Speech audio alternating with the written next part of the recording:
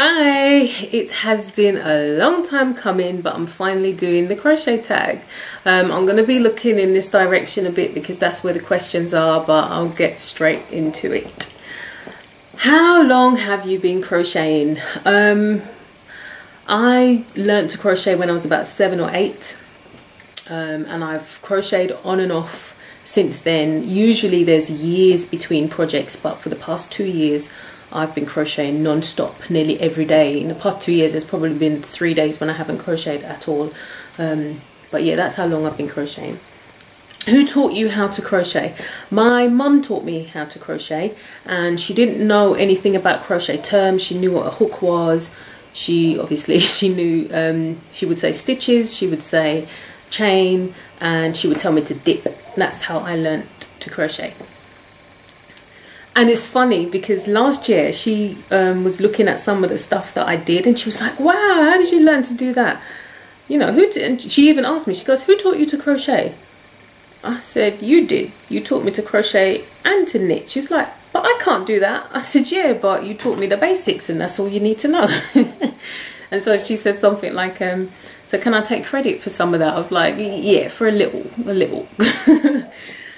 What's your favourite hook size? My favourite hook size is a 5mm because I usually work with worsted weight. So that's my favourite hook size.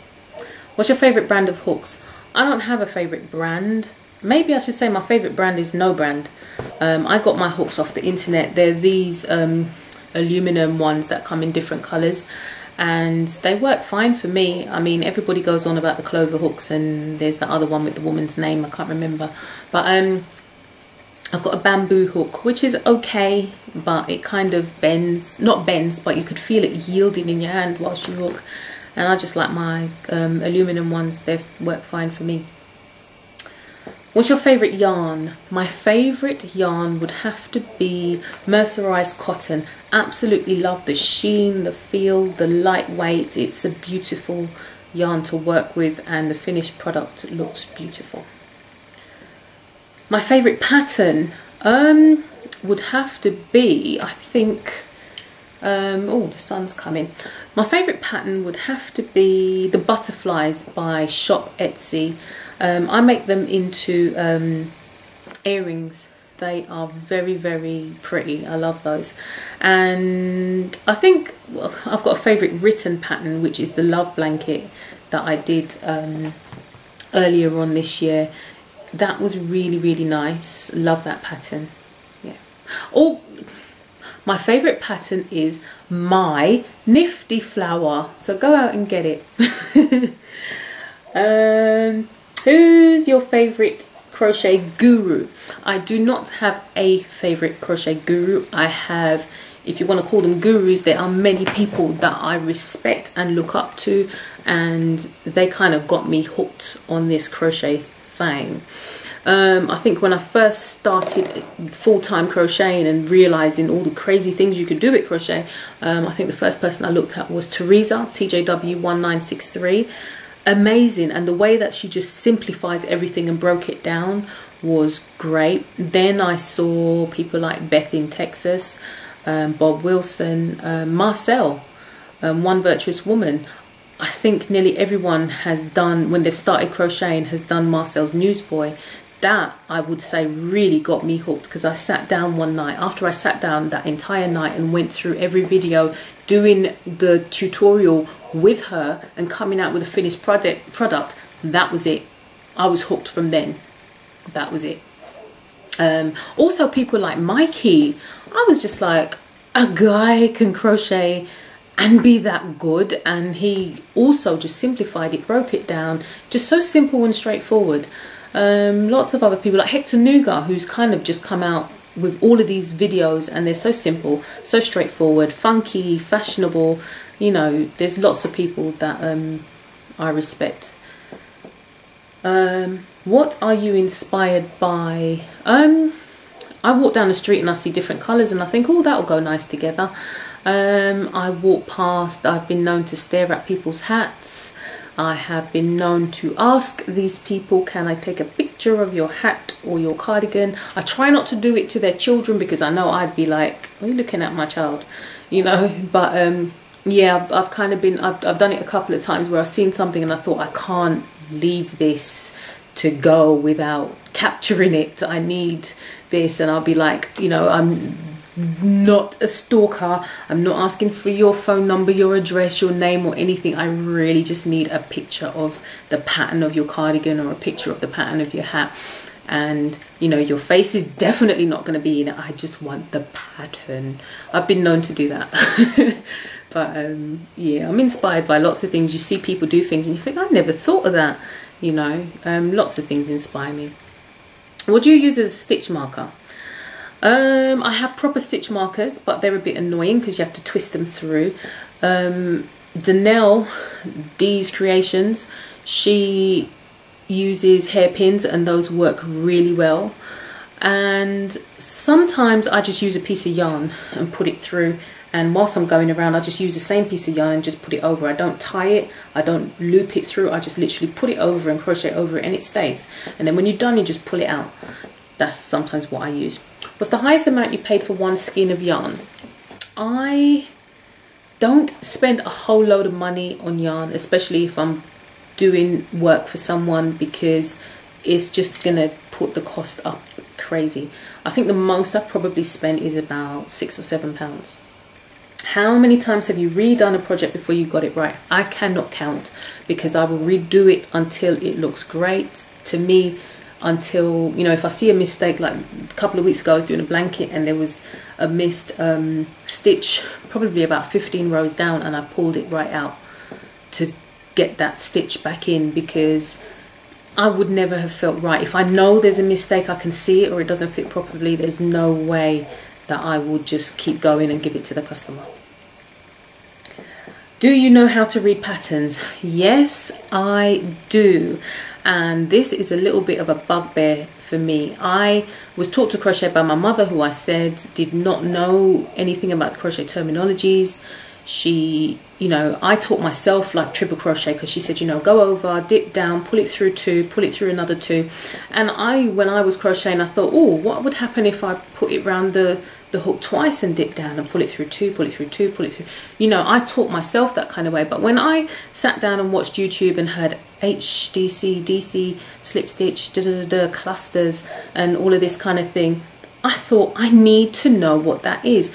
I bought myself just a normal pattern book, and in the back there's the terminologies, there was crochet diagrams, next to it there is the diagram, and I taught myself to read the patterns. And I would say that that was one of the best moves I made, because I'm not reliant on anyone else. I don't have to sit there and wait for someone to do a video so that I can learn how to make something. I can look on the internet, buy a pattern, see a pattern, and you know, whether it's written or whether it's just the diagrams, I can make it. I've got a pattern in Chinese that I can make. I don't read Chinese and there's Chinese writing all over the pattern, but there's crochet diagrams, so I can make that thing if I wanted to. And I would implore you, and I know I'm kind of getting a bit preachy now, but you know what, I don't care. I would implore you, if you want to crochet and you want to expand your own knowledge and skill set, learn to read the pattern. Do not rely on someone else. You are closing yourself off from an entire world of creativity by not reading the patterns. You would not be able to pick up a book and see something and think, that's beautiful, how do I make it? I can't read the pattern. And if you are showing someone how to crochet, do not do the craft a disservice by saying, you know, just put it through the stitch and just put it through that hole. And no, it's a DC, it's a HDC. Learn the proper terminologies, because you're doing that person a disservice as well. You know, learn it yourself, show a bit of respect to the craft. I'm going to give myself the name Crochet Nazi, and I don't care. I'm going to get militant on this one, because it annoys me so much when, you know, you can't be bothered. And some people do say, oh, I wasn't taught the terms, so I'm not going to bother learn the terms, you know, I can crochet anyway. No. You know, your mother may not have known what a pomegranate is, or an avocado, or a passion fruit. It doesn't mean that you're going to go into the shop and just say, oh, I want all those fruits. learn what the term is. You know, it's really silly to say I wasn't taught them, so I'm not going to learn them. To me, that's closed-minded, and that's my rant. And I was about to say I'm sorry if I sounded preachy, but I'm not sorry. I'm the crochet Nazi. And what you gonna do? Huh? What you gonna do? I said it. What you gonna do? Okay, I thought so. How do you feel when you're in a yarn store? Express your feelings. I just expressed some feelings a minute ago. When I walk into a yarn store, I kind of feel relief. It's just like, oh, sorry, I moved my camera there. Sometimes I have been known a couple of times when I'm having a stressful week at work that I'm driving into work and I just think, oh. And there's a yarn store on my way to work. You guys have Hobby Lobby, we have Hobby Craft. And I would just find myself kind of drive to Hobby Craft and walk through there for a bit. Sometimes I get something, sometimes I won't, but it's like, I could start my day now. Do you have a lot of yarn but still feel like it's not enough? I do have a lot, I guess. I would say you can never have enough because there's always a project that you want to do and you're not going to have the right weight or the right colour or the right amount. So you can never have enough. However, I have learnt to say no. I walked into Hobbycraft a couple of days ago and there was a bag, a bargain bag for £5, and I resisted. I did not buy it. So I have learnt self-control. Do you think you're a yarnaholic? Yes. Have you ever freestyled crochet? I freestyle all the time when I'm making hats. I freestyle most of the time. However, if you're talking about freestyle when you do all them kind of crazy jumbly things with crochet, I've never done that. I don't understand it. There's only been one piece I think that I saw and I was like, wow, that's beautiful, but I don't really get that freestyle crochet. What do you do with it? Express how you feel when you're counting in crochet and someone interrupts you. Very, very annoyed. You know, it's like you're there, your hook is not moving, but your eyes are steady, so obviously something's going on here and they want to call you, talk to you, whatever. And sometimes I'm just like, oh, okay, what is it? Other times I'm like, 1 minute, but then you still have to start again. Other times I will totally ignore them and keep counting until I get to the end and it's like, I was doing something. You can see I was concentrating. You know, it's very annoying because they can see that, okay, your hands aren't moving, but your eyes are focused, so you're doing something, you know. I have the, you know, courtesy that if someone's watching TV, I will wait until the adverts come on if I want to say something outstanding. You know, do the same thing when I'm crocheting. Okay. Do you dream about crochet? I don't know about dreaming. I think I had a kind of weird dream that I was wearing a full-length crochet cardigan, but that's only because I really want to make one and don't have the time. Express how, oh, done that. Do you drive and crochet? I do not drive and crochet. However, my crochet is always an arm's length away, so that if I'm stuck in traffic, if the traffic lights are taking forever and the traffic is not moving, I stress that point. If the car is not moving, I have been known to take it out and do a couple of stitches or whatever. Sometimes I've done 2 rows sitting in traffic and not moving. I no longer have road rage because my crochet is always right there if I'm stuck. Do you crochet at work? I used to be able to take like half an hour in my lunch and sit there and do a little something something, but over the past couple of months, since around March, it has been crazy hectic at work. And although I have my crochet in my bag every day, I hardly ever, I can count on one hand the amount of times that I've been able to crochet since March during my lunch, because I hardly ever take lunch. I'm usually go and get my food and I'm sitting at my desk and I'm working and eating at the same time. So no. Do you dislike it when you have a simple pattern but it is hard to follow due to the way it is written? Yes. Yes, I remember following a pattern probably about a month ago, and the person said it was their very first pattern, and I thought, okay, that's cute. You didn't really have to tell us that, but it's cute. and there was so much explanation. You know, you've got row 1, row 2, but there was so much writing in between that they made it more complicated than it needed to be.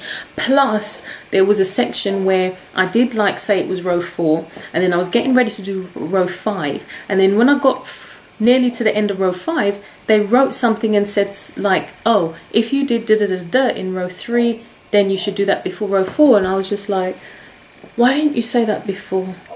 You're trying to simplify it, but you're making it more complicated. So yeah, sometimes it, you know, this was a straightforward kind of pattern, but yeah, it was complicated.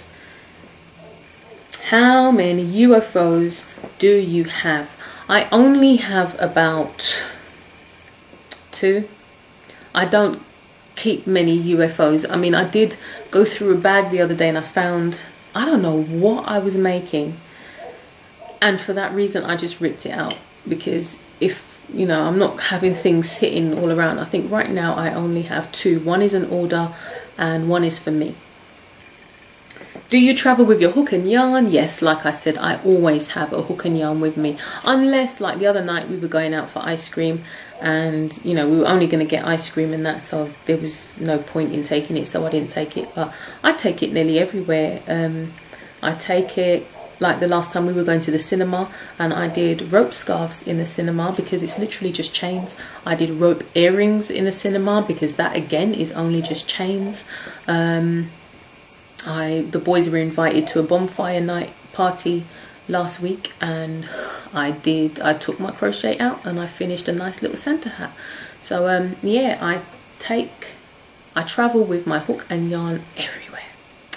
That concludes my crochet tag, and now you are it. So I'm not going to individually tag anyone. Many people have already done it, but if you haven't, then do like me and get it done. So till next time, have a great day, week, month, till the next time I see ya, and happy crocheting. Goodbye.